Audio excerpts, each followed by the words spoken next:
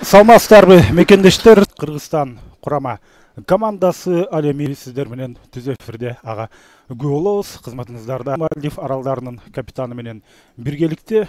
Албетте кечөө Мальдив аралдары эсепте жагынан бүгүнкү беттеште Кыргызстан кураптын жанында турган учуру ышкырык жаңырды жана бети баштады. Курматтуу көрөрмандар, Иран курама командасы класстык ой кандай кооптуу толуктап калды. Жана Шахрух Мамадаминов чыгарды. Гол Азамат Исабеков. Гол анын пайдасында. Номерде азыр 2-1 өзү соккузатса болот. Же пас бериш керек. Эки оюн кыла алган 11-чи, Мухаммед Яфау 12, Сухаил ал 13-чү номерде. Азыр бош калган. Жок, каршы чабуул 2-1. Дарбазачы менен 1-1 сокку. Айпаянттан көп чыкпай ойногон дарбазачы ошондо керек сокку. Азамат Исабеков старттык курамда чыккан. Анын жаны темирденби? Гол! Мынаки Азамат Дүлөткелдиев гол жаратты. Ювелирдик тактык менен орун алды. Рикошет бар албетте, бирок ага карабастан кореялык калыстар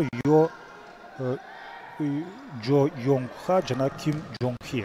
Ошол экөөсү Кирилл Ермолов экинчи буюрса башталышы гана деп ойлоп туралы. Шахрух оң канатка өткөрүп берди. Максат Алимов Марлен Жолдубаев гол! Мына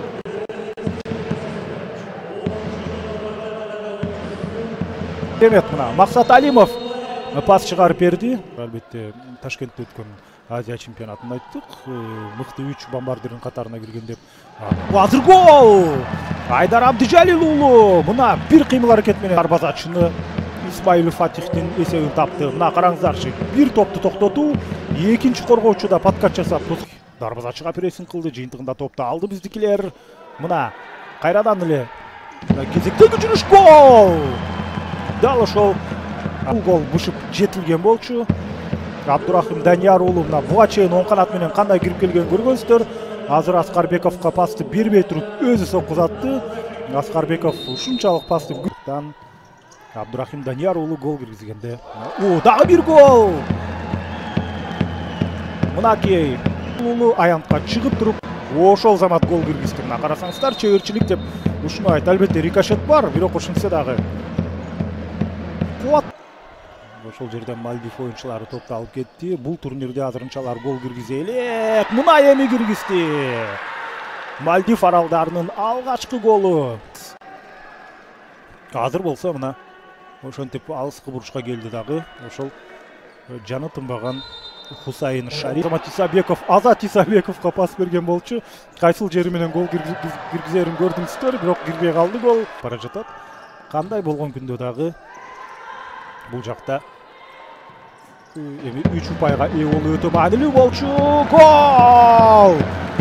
Абдыжалил уулу мына мастер-класс көрсөтүп гол жасады. Азыр бул голу дагы гол көрбөгөндөй сонунда. Карасаңыздар, дарбазачыны кантип жазгырды. Өтө кооз гол. Бул беттештин эң кооз